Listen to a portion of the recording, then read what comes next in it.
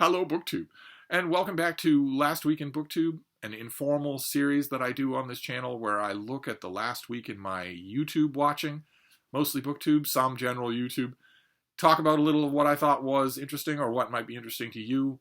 It's not meant to be comprehensive at all. It's not meant to be that I watched everything and these are the best things. Not at all. I enjoyed plenty that I'm sure won't be on this list.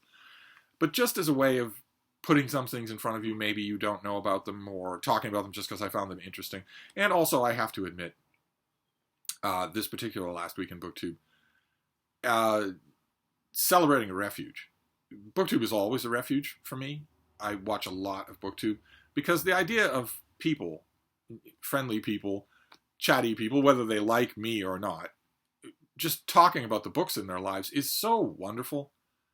I mean, apart from everything else, apart from whether or not you disagree with someone or whether or not you like the approach that someone's taking, it's all just so wonderful, just so plainly wonderful. All these people that over the course of dozens of videos, you have come to know them. A little bit of the bean for you here. She just can't seem to stop hogging the video when I film in the little book room. That kind of world of people just chatting about the books in their lives, that is wonderful to me. I use that as a refuge anyway in the course of a week. But extra when the thing I'm refuging from is so awful. And this week has been just a double-barrel dose of awesome, both domestic and international for me. The one story that is inescapable domestically is that thanks to the Sedition Caucus, one small rump of 30 or so insurrectionist Republicans in the House of Representatives, the United States does not have a functioning government.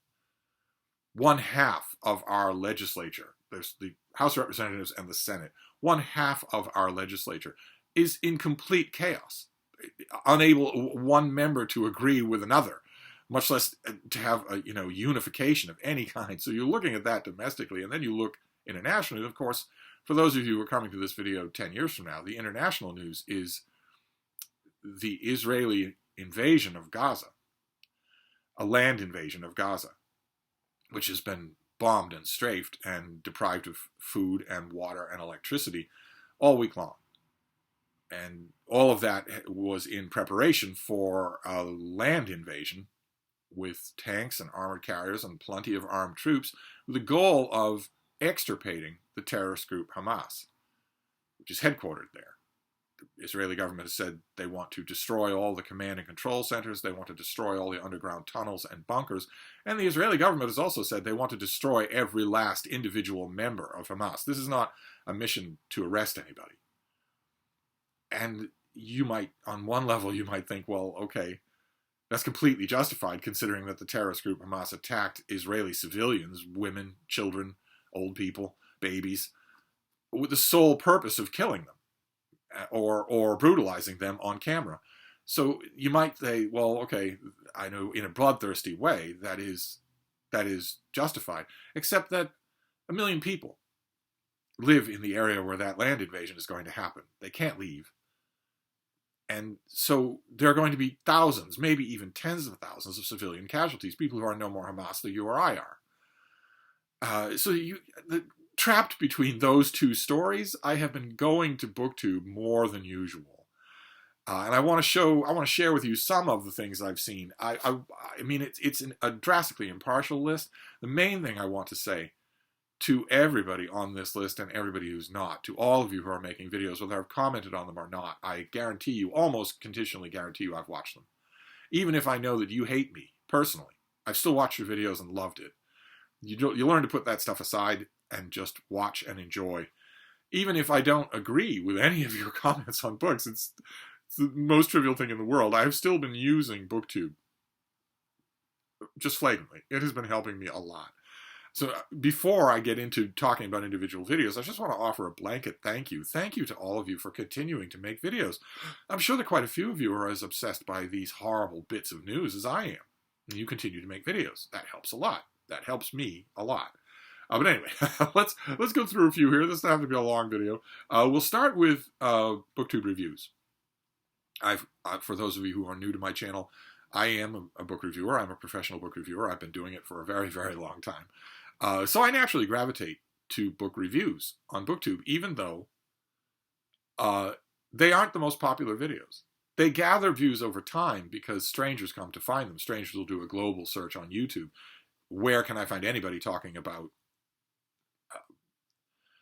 A Man in Full by Tom Wolfe or the Peloponnesian War by Thucydides? Where can I find anybody talking about this?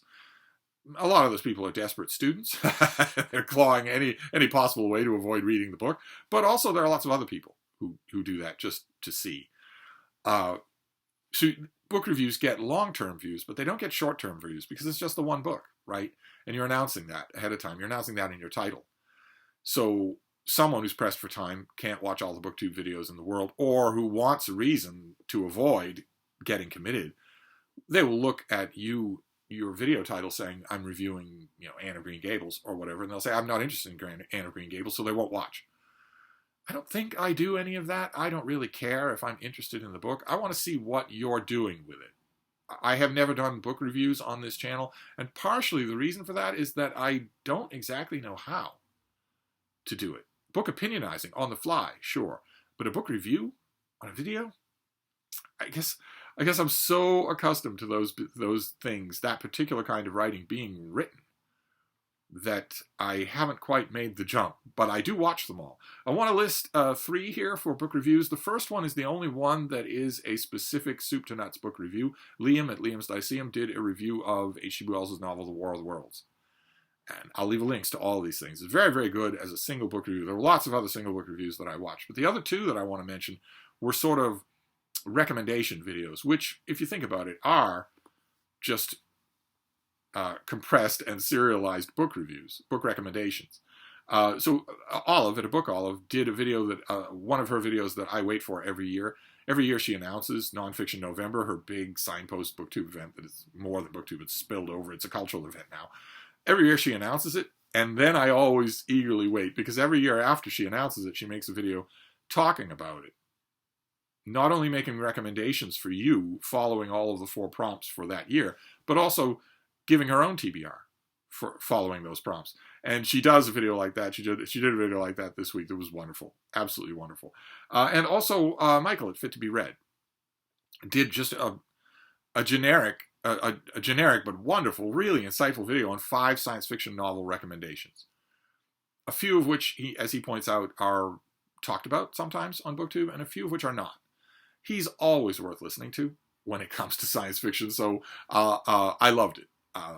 It's unlikely in most book reviews that I've seen on BookTube, I'd say probably 80%, it's unlikely that the book reviewer is going to be talking about a book that I don't know about. It's unlikely they're going to be introducing me to something. But it doesn't matter. It doesn't matter at all, because not only do I want to hear what they have to say, but what they have to say might, in fact, in a way, introduce me to the book in a new way. It might show me the book in a new light. I have had that happen many, many times. But we'll move on from book reviews to just BookTube views, just more general BookTube videos. I've got a few of those that I want to talk about. For instance, Katie at Books and Things does a video with the hopeless title of Tips for Reading Thomas Hardy. In the video, she makes a fascinating little point. I wish that she'd expanded on it just a bit, that she thinks that Thomas Hardy might be her favorite poet. Not just of the Victorian era. I don't know of anybody else on BookTube who would say that, and that is fascinating. But she also gives tips for how to read this author who is not particularly concerned with whether or not you read and like him. Which makes him an oddity in the general landscape of Victorian literature, but also an oddity definitely in 21st century mind frames. So a tips video is a really good idea. The caustic Steve of decades past would have said the #1 tip for reading Thomas Hardy is don't. but Katie makes the really good point that the mistake that people make is to go for a couple of his towering masterpieces, which are great books, but they are soul-grindingly miserable. They are incredibly sad. There's no light in them at all. And that's a mistake. Obviously, that's a mistake. To start an author with a book like that is a mistake. So it's really good advice. Then Michael K Vaughan. Michael K Vaughan took a brief break from BookTube, has come back, and has started a new series I am, as if he didn't have enough series on his plate, he started a new series reading the works of HP Lovecraft in publication order, and I hope talking about them. I made no secret of the fact on this channel that HP Lovecraft has never really done it for me. I'm not talking about not separating the author from the works. I'm saying the works themselves have never really done it for me. They've always seemed to me to be, what's the equivalent? Someone who gets a tiny little pancake and just covers it in a sea of syrup. They've always struck me as that way. Way too much syrup, not enough pancake. But he has dedicated fans on BookTube, and there's none more dedicated than Mike is. And he started with The Beast in the Cave. That's this video, and he's just going to go on from there. I hope that he does. Talk about a possibility of me seeing books in a new light, an author in a new light. Absolutely. Then Tony from An Erudite Adventure did a book tag. He did the indie reader tag. I don't know of many people in our little region of BookTube who are better equipped to do this. He's an active reader of indie fantasy, for instance. And I liked the tag, sure, but I mainly liked listening to him talk about indie authors.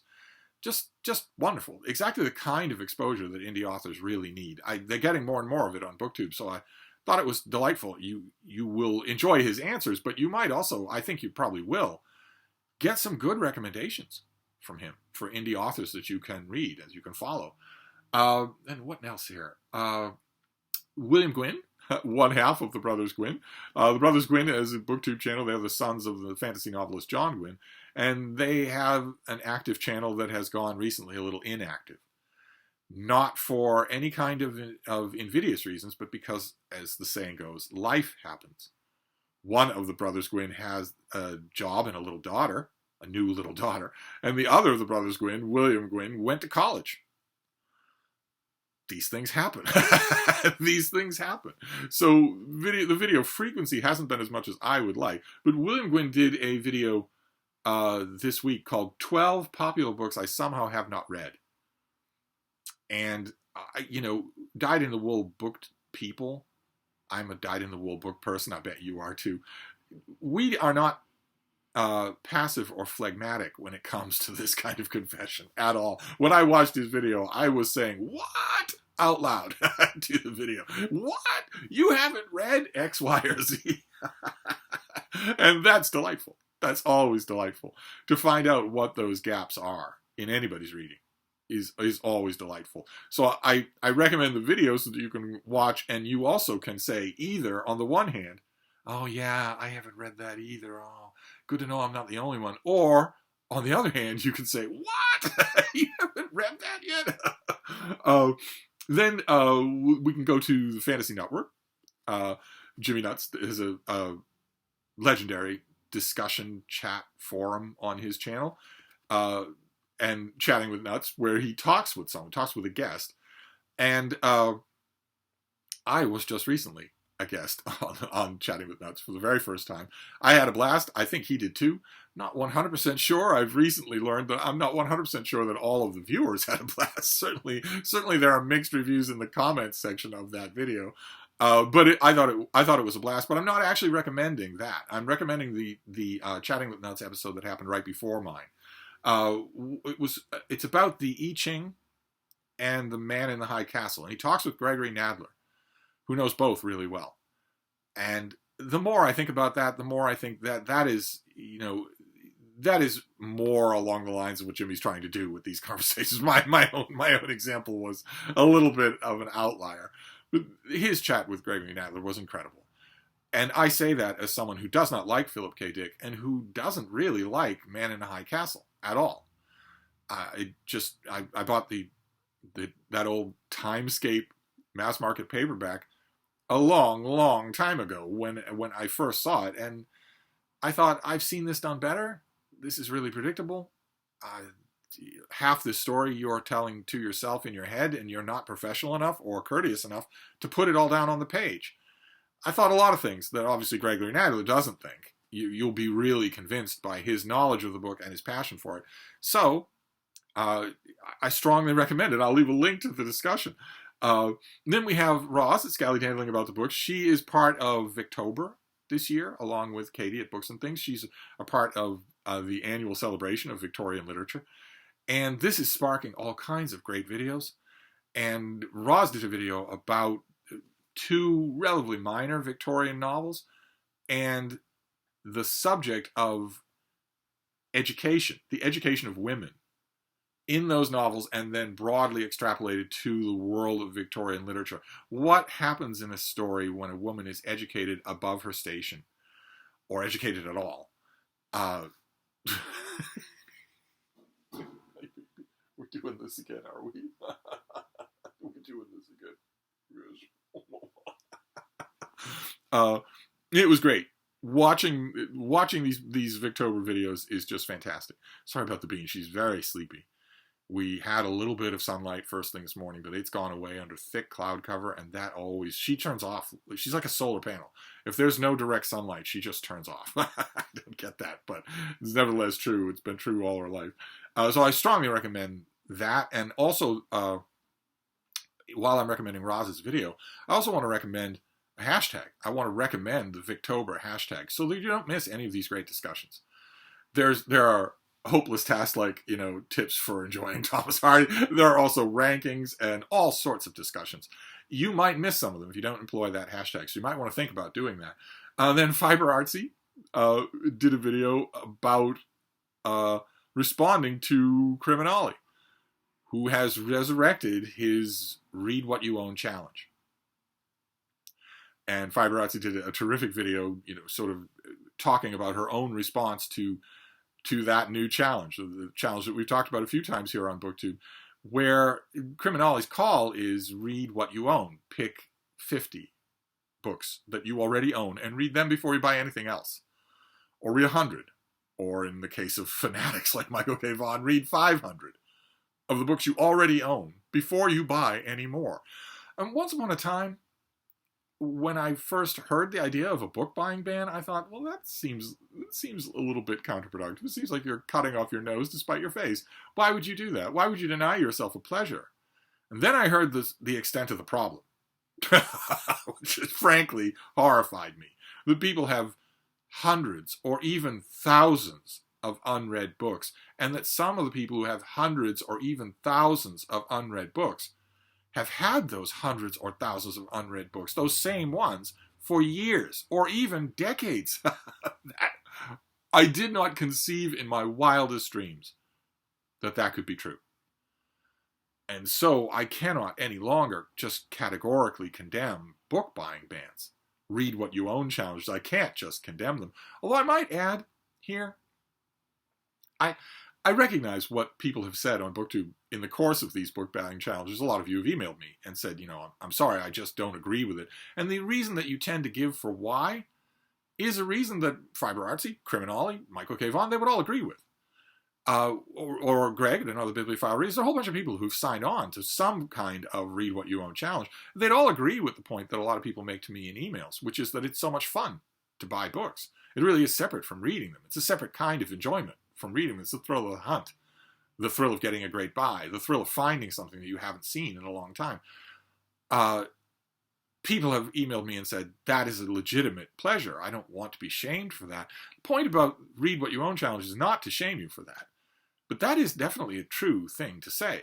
Finding that one thing unlooked for at a used bookstore, or simply the thrill of the hunt at a charity bookstore after a long day or a long week. Maybe you just want to run your eyes over the books that are for sale for a quid a piece. I have been reluctant. The only reluctance I've had towards signing on with Read What You Own challenges, obviously if you all have deadweight in your libraries, you should read what you own. The only reluctance I've had to signing on to them is that you're denying yourself that pleasure, and that it's an innocent pleasure. So I have thought of an alternative idea that preserves both that pleasure and the sense, the economy of reading what you own. And that would be to de-haul, to unhaul. Perfectly fine to preserve the pleasure of buying used books that you find real cheap or didn't expect unexpectedly out in the wild, if you up your game of getting rid of books. That might be a backdoor approach to this whole Read What You Own challenge, would be not so much to stop shopping for and buying really neat used books, but to go through your library right now, today, and pull out 100 books for sale to get rid of. And, you know, there are a whole bunch of ways that you can do that. You could open an account on Amazon and sell them. You could open an account on eBay and sell them. And put that money, whatever money that you get, towards buying new books, towards the pleasure of hunting for and buying new books. Maybe read what you own. Maybe a read what you own challenge. Maybe every once in a while it ought to be accompanied or replaced by a sell what you own challenge.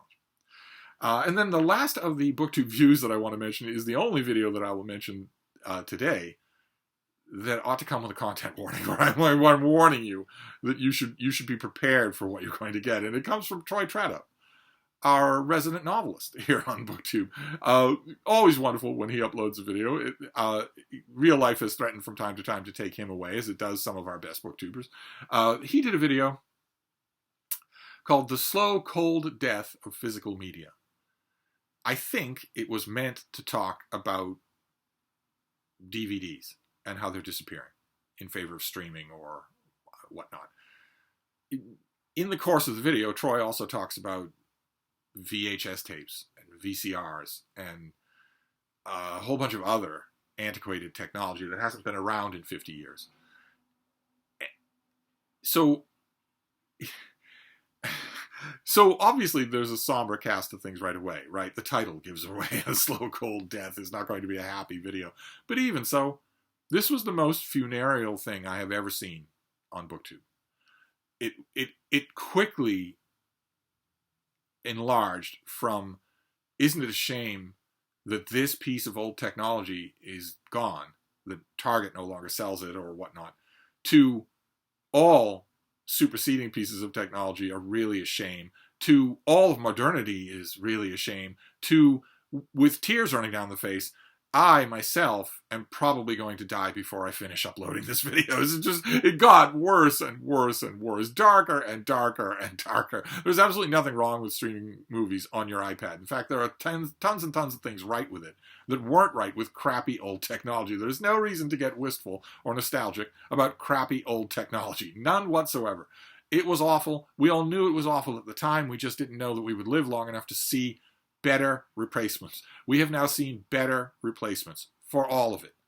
There's no reason to get misty-eyed about it. There certainly isn't any the subtext of his video is, why bother to go on? Why not throw yourself in the path of the crosstown local? It was the oldest video, the oldest sounding video I've ever seen. I've got probably easily 25 or 30 years on Troy. It's never even crossed my mind to sound so much like a despairing, utterly hopeless old man than he sounds in that video. He doesn't always sound that way, but for some reason, maybe it was the gloomy weather. He mentions in the video that he was having gloomy weather. You should watch the video just to see what you think about it, especially if you're of a certain age, so that you also have seen lots of technology come and go. My youngest viewers have not experienced that. You've seen your technology improve and streamline, but you haven't seen one whole category of technology go and just be gone. Whereas some of my older viewers, we have seen that. We've seen the internet happen. Now governs all our lives. We have watched things go from the vinyl records that are now a retro fad among young, blue-haired, lip-ringed teenagers. We've watched that be the only audio technology to it gradually, to the world expand. Audio cassettes, video, DVDs, laser discs, all that sort of stuff. We've watched that technology come and then go. So if you are in a position to have seen that, you're probably don't want to watch Troy's video. Definitely want to subscribe to his channel. Just, if this is his first video of yours, don't be fooled. He's not always like this. It is an absolutely, unrelievedly, tears in your eyes, grim video, and it's not deservedly so. I have lived through the same period and a lot more. I have lived through the same time period that is covered in Troy's video, and you won't see me reacting that way. The reaction is a choice, so you just keep in mind, you don't have to be locked into the absolutely Gotterdammerung despair of his video. And then we'll move on to general YouTube stuff. people who don't identify as booktubers or who aren't talking about books at all. The first one that I want to talk about does revolve around books. But the creator would never call himself a booktuber. It's Yoyston from Men of the West. He's a super fan of Tolkien. His channel is entirely devoted to Tolkien. And it's wonderful. Really, really enjoyable stuff. Even down to his rather dorky, consistent habit of drawing an uplifting moral at the end of every video. He wants to leave you pondering on a deeper level the subject that he's talking about, which is that's a little awkward in the famously nihilistic 21st century, but I love it all the more for that. And he did one of his videos, occasionally in his Tolkien videos, he will do a kind of thought experiment about what would happen if some key element in the Tolkien canon, the Middle-earth legendarium, went some different way. And his most recent one is what would have happened in the events that we know from The Lord of the Rings and the Silmarillion if the dwarf realm of Dwarodelf, if Khazad-dûm had never fallen. What if it had never fallen? What if it had never come to horrible times? What if, to allude to the arresting opening scene, hypothetical scene that he invents for this video, what if the dwarfs had delved too deeply, awoken a Balrog, and then buried it, backed out and buried it, so that it never came to the light of day, and they were able to continue mining and refining their realm under the mountains? What if that had happened? And he extrapolates, Yoyston extrapolates from there as to what would happen. How would this change things? A fairly fundamental, obvious change is that there would have been no chain of events that led to the One Ring being found. So there probably would have been conventional warfare in Middle-earth. Mordor would probably have attacked Gondor and Rohan, but not with the ring involved. Just fascinating. Even if you watch his video, and this is true with any hypothetical, if you watch his video and you think, I don't know about that, what about this? So much the better. He'd be the first person to welcome that kind of speculation, but I love it. I love doing that. So that's the first of the general YouTube stuff. It's still book related. Then we'll go a little bit further out here to William Gallagher, 58 Keys, who isn't particularly book related, but he is writing related. All of his videos are about writing, specifically writing in the Apple Mac ecosystem. He knows that ecosystem backwards and forwards. He is an early adopter and a special adopter of all of these things, and always with the attitude, always with the thought of, well, this new Apple iOS, this new laptop, this new extension or whatever, how can it be used for us, for writers? He himself is a professional writer, and he's always calling his viewers writers as well. He says, for us, for writers. That's the joy of 58 Keys. Plus, he's an extremely affable YouTuber. In the video that I want to recommend is one that isn't any of that. He did just recently, he did a very non-typical video where he isn't really talking about an application of Apple technology to writers. He's just enthusing about there's a new iOS watch, a new operating system for the Apple Watch that has all sorts of neat bells and whistles. So he does a car video. You all know how much I love car videos where someone films in their car. I always think it's so funny when someone does that. I would never do that. I don't drive. But I am accustomed to seeing car videos, but only from ranting men's right lunatics who have, the beards and who it's always raining in their car. And that's where they say the most unbelievable, weird, ideologically zealous stuff. I expect flat earth videos when I see someone make a car video. So when I see Sarah at the Bookish Nerd do a car video or something, or in this case, William Gallagher, where he films the video in his car, I always chuckle just a little, even though that's not on their mind to do. And he goes through these bells and whistles for the new iOS watch, for the new operating system for the Apple Watch. And I admit, he makes it sound really fascinating. You will be fascinated too. You'll be amazed if you're not keeping up with Apple Watches and what they can do. You'll be amazed by some of the things that he points out. He admits himself in the video that almost none of it has anything to do with writers. That is a departure. If you don't know his channel, look around in his older videos. It's mostly about things that writers can do, little tools that they can use in the Apple ecosystem. The only addendum that I would add to his video is that so-called smartwatches are really, really bad. They are thoroughly evil. they are only collecting your data to sell it to impersonal third-hand brokers who will use it to victimize you. This is not about, William Gallagher in this video mentions that there's a function on the iOS watch about mental health, where the watch will prompt you at regular intervals to stop what you're doing and jot down, probably on the phone or on the iWatch, how you're feeling. How are you feeling at the moment? Which, taking regular breaks to assess your own mental health, I suppose it's a very 21st century thing. I come from a century that did not have mental health, so we didn't ever check on it. But if you feel the need to do that, walk the dog, okay? But in the 21st century, it's become absolutely fetishized that you must constantly think about your own mental health and no one else's mental health. But I saw that, and of course, that if that helps you, that's great. But you absolutely should not give your Apple Watch that kind of information. You absolutely should not do that. Do you think that it is not harvesting that data? That it's not harvesting how often you make use of that feature and even what you say? The 40-page long, tightly packed user agreement that you have to click agree to in order to download any of these services to your watch. Not only is it in ancient Sanskrit, I bet you didn't notice that. After the first 10 paragraphs, it's in ancient Sanskrit, so 3 people in the world can read it. But in that user agreement, you are selling everything. You're just giving it all away. That user agreement, they're infamous. The people who've actually read through them are always appalled.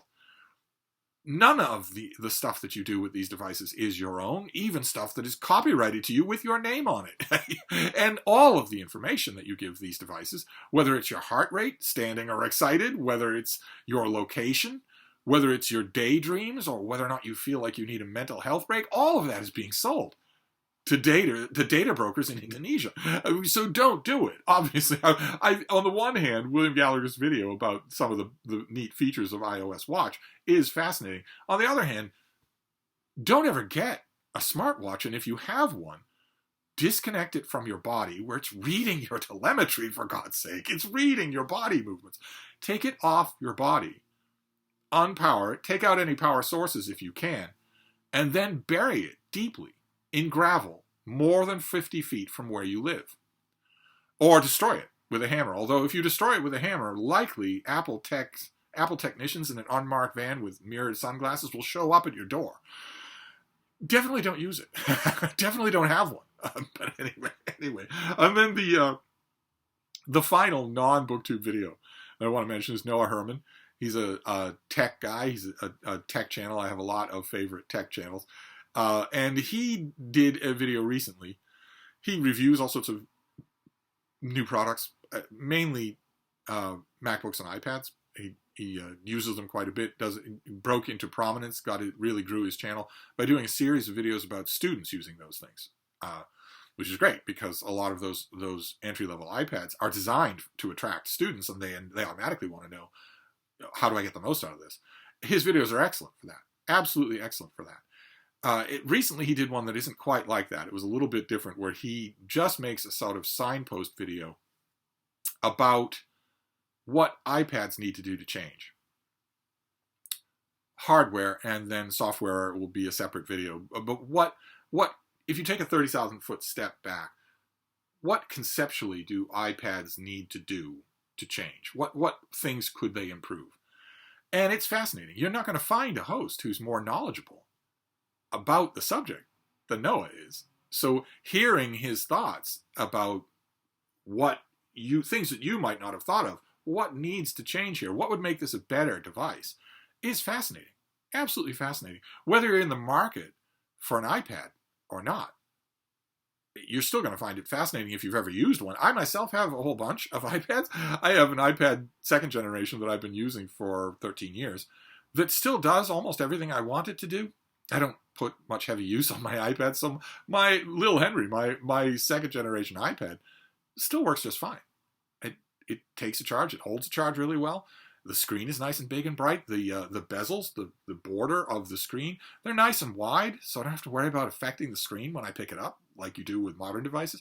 I also have, in 2019, I got a so-called entry-level iPad. an iPad that did not have any name to it. It was just called iPad. I got one of those with the Magic Keyboard. And that's the latest iPad that I have. I don't have anything later than this.